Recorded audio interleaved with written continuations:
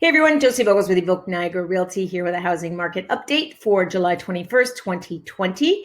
So I have been doing lots of reading and watching webinars and of course talking to buyers and sellers, just trying to get a grip on what's going on with the housing market.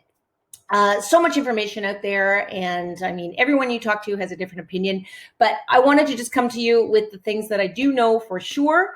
One of them is that interest rates are at an all-time low. And from everything I'm reading, everyone I'm talking to, they are going to stay that way for the foreseeable future.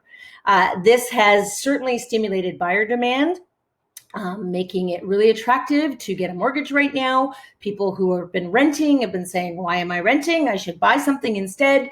And of course, we had all that pent up buyer activity when buyers couldn't get out to look at homes. And now that's being released as restrictions are starting to be lifted. So all those buyers are coming to the market. We have such low inventory. That is another fact that you cannot dispute. Certainly here in Niagara, inventory is super low. So we have high buyer demand, low inventory, and that is equaling bidding wars and top dollar for homes. It's great for sellers. For buyers, it's certainly a little frustrating. I was working with a buyer last week. We were competing against 11 offers for a home.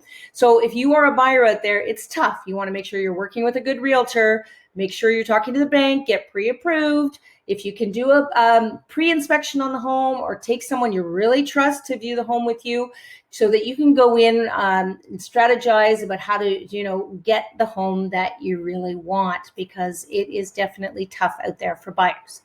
For sellers, it's fantastic. Obviously, low inventory means very little competition. It means bidding wars, and it means you're going to get top dollar for your home if you're reasonable with your pricing. One thing sellers are doing is we're seeing them go, okay, well, this means I can, sell my $300,000 home for $1 million. That is not the case. You still have to price according to market value, but for sure, you're going to get top dollar for your home.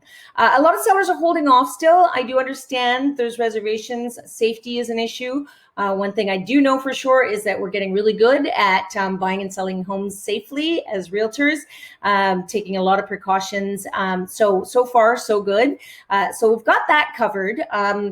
I know sellers are also worried that suddenly prices are going to drop. I know everyone that I'm talking to, again, experts, financial advisors, we are really just not going to see that. We're not certainly going to have any kind of housing crisis like, for example, we did in 2008, maybe. The circumstances are just completely different. We've got low inventory, as I said, instead of high inventory. Mortgage lending the rules are much stricter. So they're not just giving them out to anybody.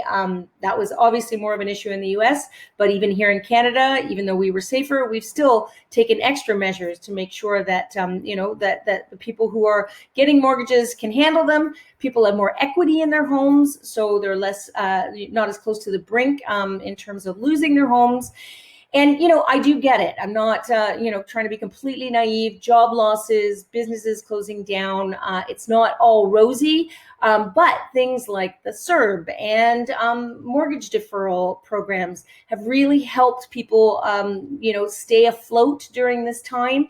And hopefully as things start to recover, we're going to get the jobs back and we'll be able to ride that out. And we will not see, even if we do experience a bit of a recession, housing is not going to enter into a crisis, and we're going to continue to see a lot of stability. At least that's what the experts are telling me. I was reading an article. I wanted to read this so that I could get it right. The Bank of Canada Director of Financial Stability, Mikhail Khan, said in an article that while the employment rate has fallen due to the pandemic, house prices are recovering and keeping homeowners from filing for insolvency. Khan said breaks from mortgage payments have brought homeowners some time to get back to work amid the COVID-19 pandemic and the economic turndown. So, again, to recap, if supply remains low and demand continues to be fueled by low interest rates, so that means low interest rates, more buyers, low inventory, prices will continue to rise, as most experts and economists are forecasting. Real estate will not only remain strong, but actually it could be the thing that helps us out of any kind of recession.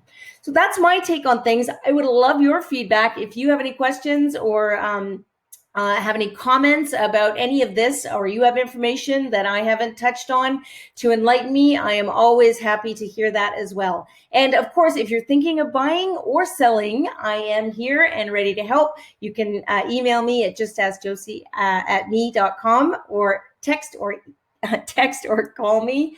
I'm running out of breath at 905-353-6884. Stay safe out there. Continue to practice social distancing. Wear masks, please, people. We are not through this yet. Just because we're opening things up, we do not have a vaccine, and COVID-19 has not gone away. So remember that.